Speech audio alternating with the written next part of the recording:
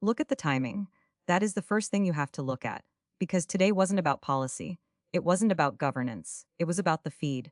It was about the spectacle. And while the rest of the world is trying to figure out how to live in it, the market just moved. It moved. But the real story isn't in the charts. The real story is in the noise. The deafening, desperate noise coming from the top. Let's start with the geography, or rather, the lack of it. He takes to Truth Social to thank King Mohammed VI of Morocco. He calls him highly respected. He says it's a great honor. And then he drops this line. I look forward to traveling the entire length of this great highway someday, hopefully soon. Think about that. A great highway. He's not talking about infrastructure. He's not talking about trade routes. He's talking about a personal tour, a vanity trip. He wants to drive it. He wants to claim it. It's the ego of a child who just found a new toy and is already imagining himself behind the wheel. And he does this while the rest of us are dealing with the actual costs of global diplomacy. But sure, let's talk about highways. Let's talk about owner. But you don't have to look far to see what he's really obsessed with. He doesn't want a highway. He wants a throne. And he wants it in 4 dimensions. Because right next to the Morocco post, he's posting movie posters. Trump x Washington, a time travel epic. Donald Trump holding hands with George Washington. Mount Rushmore in the background. A blue glowing clock. It's not a policy paper. It's a pitch deck for a fantasy film where he is the hero of history. He's rewriting the past because he can't stand the present. And it gets worse.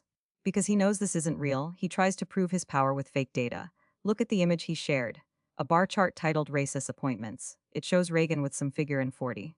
George H.W. Bush with some amount. George W. Bush with who knows how much. And then, Donald Trump. 0 appointments. He's using a statistic about what he didn't do to try to make a point. It's absurd. It's a bluff. He's trying to frame his lack of action as a virtue, or perhaps just trying to fill the silence with numbers that don't exist. But if you want to see the full extent of this delusion, you have to look at the military fantasy. The images he posted are not just pictures. They are weapons-grade propaganda. One image shows a massive structure labeled North America AR filter barrier, clean AR, clear borders. It's a MERV 16 filter for the entire continent. It's cartoonish. It's childish. And then, he escalates to war. He shares images of ships on fire. Text reading goodbye, engine room. Images of fighter jets with Iran marked in explosions. Guardian of the world. It's our oil tanker now. He is literally posting graphics of seized Iranian oil tankers as if it's a done deal. As if he has already won. As if he is standing on the deck of a captured vessel, holding an American flag while the world burns around him. This isn't foreign policy. This is a video game. He wants to press the button and watch the fireworks. And why? Why this constant barrage of war games and time travel? Because he has nothing else. He has no legislative wins to point to. No governance to show. So he invents a universe where he is the cosmic commander, where he saves America alone, where he defeats Iran with a snap of his fingers. It's a coping mechanism for irrelevance. But it's not just Trump. Look at the rest of the feed. Look at Mike Lee. He's posting these threads about Elizabeth Warren. He's mocking her logic. Poisoning people is already illegal. We don't need laws to prevent pollution. Bribery is already illegal. We don't need campaign finance laws.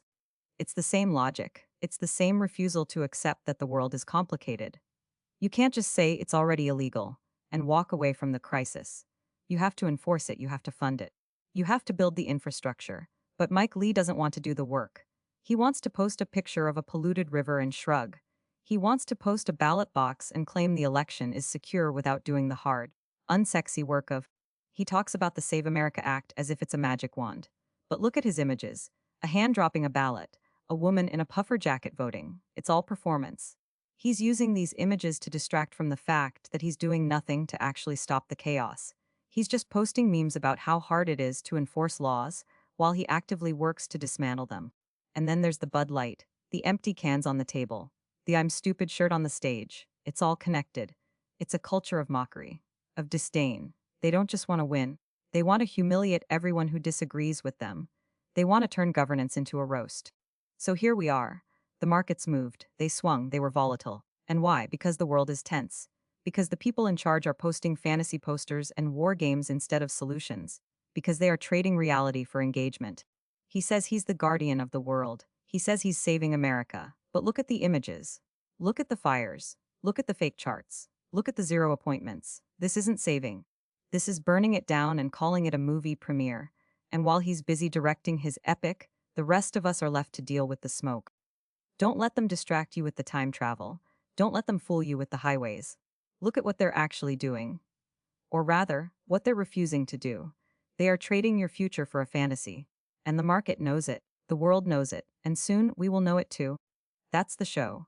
We're on Spotify and YouTube. If this earned it, like, subscribe, tell a friend, and housekeeping, the machine that writes this gets tuned constantly for cleaner news. The numbers are real, the jokes are not.